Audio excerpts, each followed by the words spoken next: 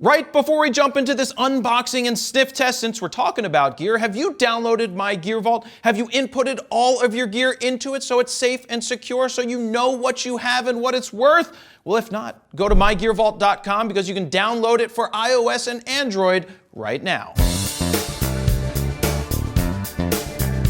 Jared Polin, FroKnowsPhoto.com, and this is kind of a big day because this right here is the Nikon 24-70 2.8 S lens for the Z system, aka the lens that should have been released at the time of the Z6 and the Z7.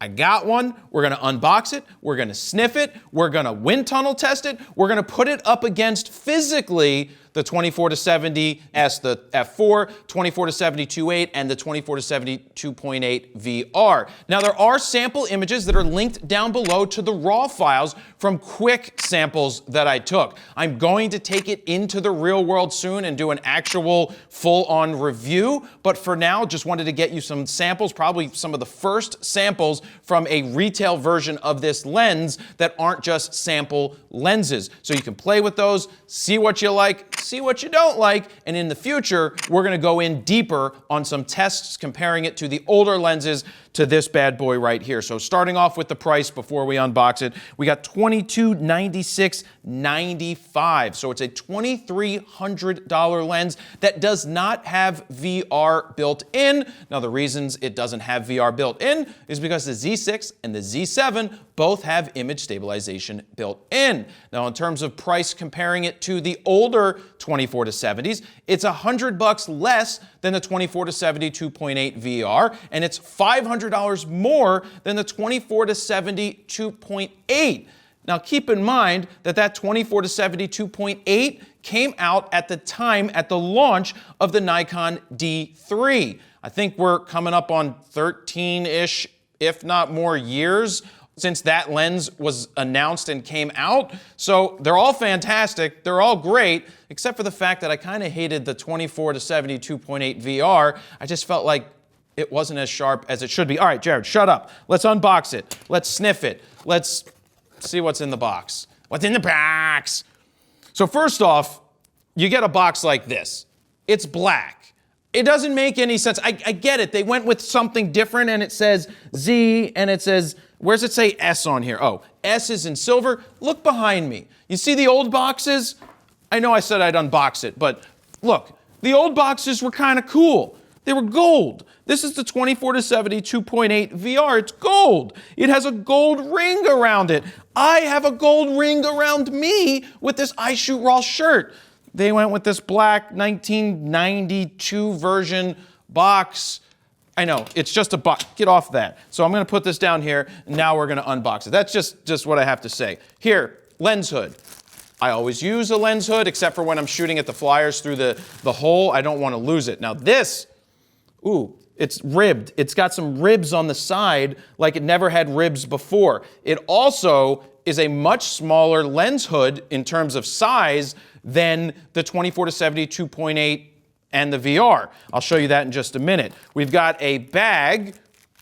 Probably won't ever use that. We have a warranty card. This is number 2962. So it's the 2962 lens, 60-second lens they made. I don't know why you would need a user's manual.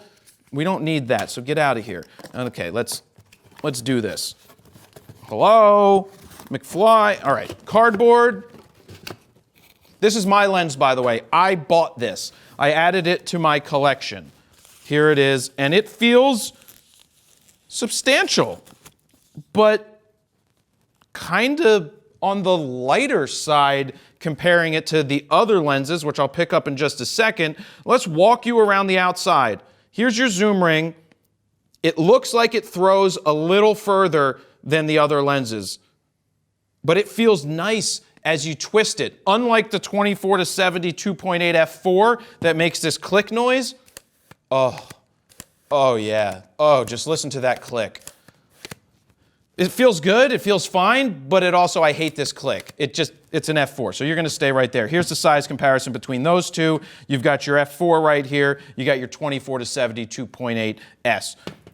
Around the lens, Do you see anything that shows you that this is a pro lens, that you should be seen as cooler on the sidelines? Because the Canons have a red ring, the Sonys have a orange ring, I think Fuji even has green rings around their lenses, and Nikon, for whatever reason, just went with stealth black here. I think even though this has a badge on the side that says Nikkor, let me just check. Yeah, it says Nikkor S. What's the difference between these two lenses? This is an S lens, this is an S lens. This should be like a G or gold, or just have a gold ring on it. If you call this silver, then this should technically be gold, because this is an f4, silver, this is a 2.8, gold. I don't know why. Semantics, I know. Right here, you've got your display, which I'll plug it into the camera in just a second so you can see what that looks like. You have a command dial down here. This can control your aperture as well as exposure compensation. I'm sure you can turn it off as well. On the side, you've got your display button, which rotates through different display options, which we'll go and do in just a second. And you have your LFN button, which brings up a function screen that you can set to a whole bunch of different options, including getting into your My menu, which I'm not sure why you would need to get into your My menu quickly by hitting this, unless you want to just check your battery life, because not everything can be in the info display, not the display on here, but info on the back of the camera. This right here is your manual focus ring. It's tight. It's not super loose, but it feels nice when you turn it. This is 24, this is 70. Feels good. I mean, it's a pro lens. Front element right here. This is an 82 millimeter filter thread. That's the same as what you would find on the 24-70 2.8 VR. Lens cap, little different. It says Nikkor on the front. It's not, let me check. Yep, it's not silver anymore. This one says Nikon. This one says Nikkor. I don't understand why they did that, but they did. So let me move this to the side. This is your 24-70 2.8 VR. Look at the size differences. That is a huge size difference. There's also a huge weight difference and balance. You can just feel how much smaller this is in my hands compared to this. I'm not used to big things in my hands all the time, but this feels more like it. So it's lighter, it's shorter. Let's turn the zoom ring. That's how far that one comes out. Oh, Jesus. This one is a grower. It's not a shower, but it is a grower. Look at that. It almost extends as far as this thing extends when it's not extended. There, that's its shortest. So it extends to almost as far as the VR lens does when it's not extending outside. In terms of lens hoods, let me just rotate it properly.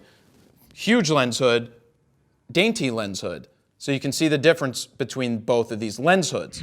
Let me cut in here real quick and say that I am giving away 365 prints this year that are all printed on the Canon Pro 1000 printer. Whether I took it with a Canon camera, a Nikon, a Fuji, a Sony, it doesn't matter. It prints it. Go to FroKnowsPhoto.com/Fro365 to sign up for your chance to win one of these signed limited edition prints brought to you by Canon Printer Division. Now let's get back to the video. Now let's break out all of these 24-70s and put them side by side.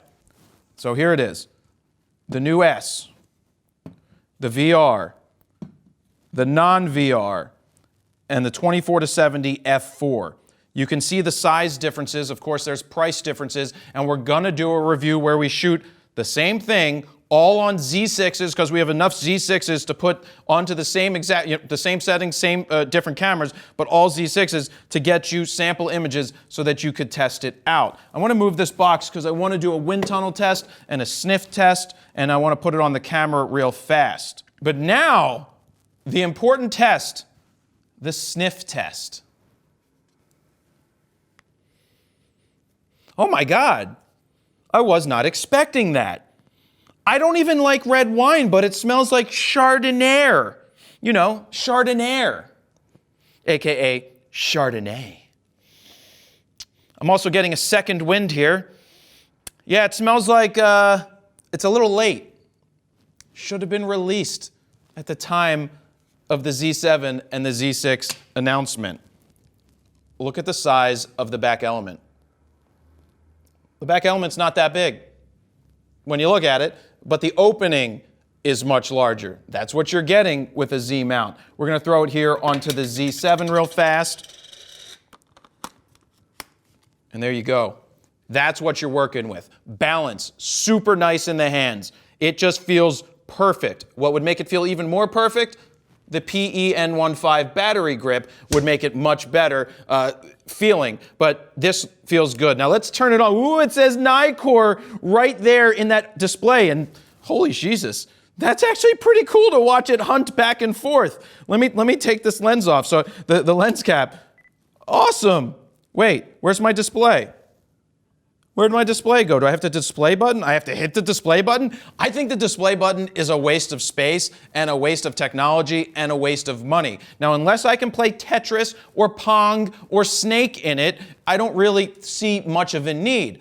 The only place I can possibly see a need is when you are shooting astrophotography and you want to get your focus ring just to infinity and pull back just a little, and you're like, oh, I want it to be there each time. Well, you could do that. What I also notice here is when I go from 24, I hit the display, and it's going to show me the millimeters. Do I really need to know that I'm at 70? You know what? You know how you know? Well, it says 70 right on the lens.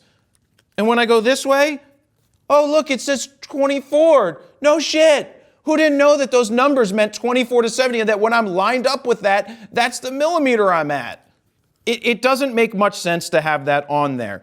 So it shows you, oh, f2.8, woo! Like I couldn't see that when I'm looking through the camera. I just think it's a gimmick. It's kind of cool, but it's just really not something that I think needed to be there. But now, I know you guys want to see the wind tunnel test. So let's take this off. Let's put it right here upside down so I can put the lid back on it, cover this back up, and here we go. That was a test blow. That was a test blow. That wasn't a real blow. That was just like getting the wind ready. Here we go.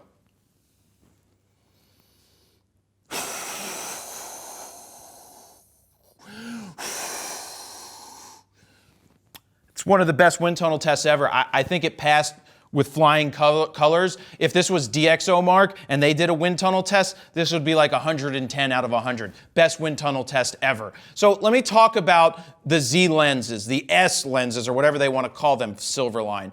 They are sharper and better across the board than adapting lenses to the Z6 and the Z7 with the adapter. Now that's not to say that the adapted lenses aren't sharp. It's just saying that across the board, when you go from the left to the right of the frame and you have edge-to-edge sharpness, even with the 24 to 70 f4, and now probably with the 24 to 70 2.8, it's just sharper edge to edge. And that's why I'm now stuck in a little bit of a dilemma. I need to own two sets of everything right now. I still have my D5 as my DSLR. I sold my D850 in exchange for two Z6s because we use them for filming. So I need to have the older lens for when I decide to use the DSLR and the newer lenses for when I decide to use the mirrorless cameras. I want to switch totally to mirrorless, but until Nikon gives me a full high-end professional mirrorless camera, I need to keep both systems. I also want to get a 14 to 24 2.8 and a 70 to 200 2.8 S line when those come out, and also a 51.4, a 51.2, something along those lines. But at this point, who is this lens for? If you have a Z system and you're a professional photographer and you're adapting your 24 to 70 2.8 VR or older 24 to 70 2.8, I would sell these for top dollar, trade them in, sell them, give them to somebody else for some money, which is the same thing as selling because you gave them something and they gave you money in return. That's how selling works. I would invest in the S line. I wish it was the G line, whatever. I would invest in this glass. Smaller, lighter, sharper, better. That's really what I have to say. So let me know what you guys would like to see us test with all of these lenses up here. Let me know if you have any questions, any concerns. Leave them down below in the comments. And don't forget, you can download sample RAW files from this 24 to 72.8. The link is down below. Thank you guys very much for watching. Jared Polin, FroKnowsPhoto.com. See ya.